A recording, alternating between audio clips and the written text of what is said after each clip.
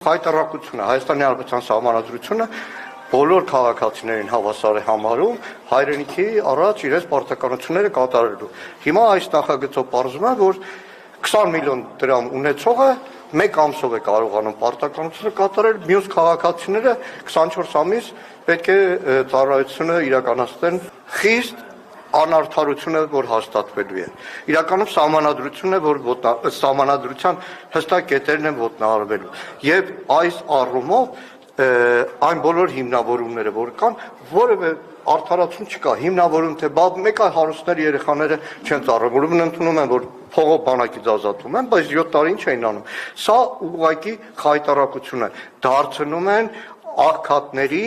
զինված ուժեր։ Մի քիչ կասկածում եմ, որ այդքան մարդ կհամաձայնվի այդ գումարները վճարելու եւ շատ-շատերին ուղղակի ահռելի բեռերի, վարկերի տակ դնել, տներ գրավադնել, որ կարողանան գտնել է 15 միլիոն դրամը, 20 միլիոն դրամը, սա ուղղակի խարխլում է Հայաստանի Հանրապետության զինված ուժերի